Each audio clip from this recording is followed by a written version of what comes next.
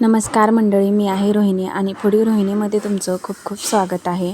तर मी ही गव्हाची खीर बनवली होती. अगदी घरातल्या गव्हापासूनच ही मी खीर बनवली होती, पण खूप सुंदर आणि चवीलासुद्धा खूप टेस्टी झाली होती. म्हणून मी ही रेसिपी तुमच्यासोबत शेअर करणार आहे. तर प्रथमतः इथे मी घरातलेच गहू घेतलेले आहेत.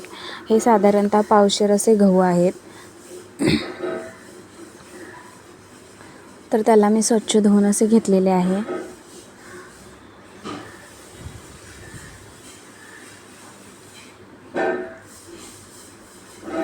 आणि हे गहू मी रात्रभर पाण्यामध्ये भिजत ठेवणार आहे.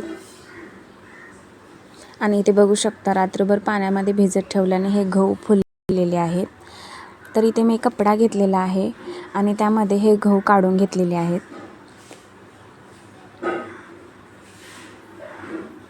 आणि हे गहू मी 2 ते 3 तास असेच बांधून ठेवणार आहे, जेणेकरून ह्याच्यातले पाणी सगळे झालं पाहिजे.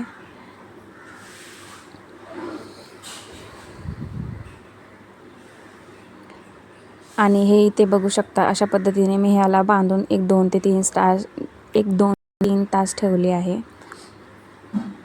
आणि सगळं पाणी वगैरे ह्याच्यामधले निघून गेलेलं आहे आणि हे गहू असे कोरडे झालेले आहेत. तर ह्याला मिक्सरमधून काढून घ्यायचे आहे. ह्याची एक भरड काढून घ्यायची आहे मिक्सरमध्ये.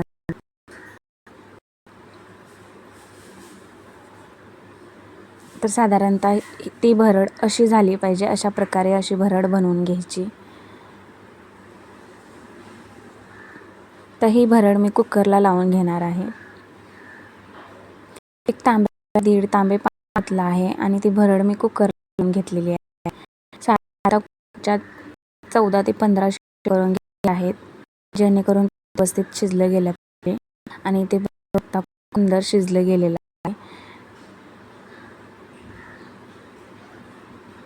तर मी हे सगळं बॅटर एका पातेल्यामध्ये काढून घेतलेलं आहे. त्यानंतर यामध्ये 1 वाटी गूळ घातलेला आहे. तसेच ओलं खोबरं सुद्धा आहे.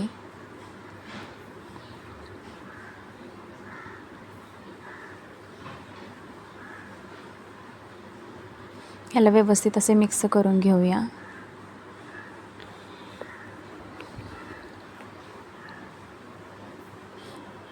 यानंतर याला तुपाची फोडणी द्यायची आहे. 2 ते 3 चमच तूप घेतलेलं आहे आणि त्यामध्ये काजू आणि बदामचे काप टाकलेले आहेत.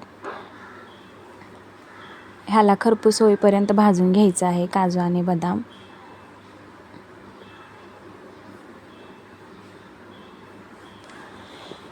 व्यवस्थित फ्राय झालं की आपण त्याला खिरीमध्ये ओतून द्यायचं आहे.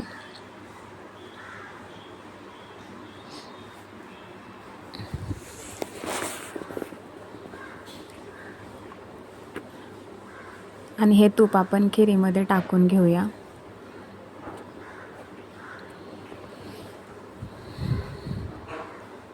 आणि इथे बघू शकता, ह्या गव्हाच्या खिरीला खूप सुंदर असा कलर आलेला आहे. आत्ता तुम्हाला पातळ वाटते, पण ती हळूहळू जशी गार होईल तशी ते दाटसर होत जाईल. यानंतर वेलची पूड टाकलेली आहे.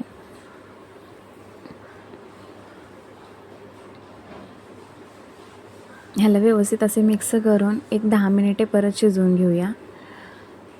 आणि इथे बघू शकता, खूप सुंदर अशी चवीला तर खूप भन्नाट झालेली आहे खीर. कलरसुद्धा खूप छान आलेला आहे. तुम्हाला कशी वाटली ही रेसिपी? आवडल्यास लाईक करा, शेअर करा आणि सबस्क्राईबसुद्धा करा. अशाच नवनवीन रेसिपीसाठी मला फॉलो करा. धन्यवाद.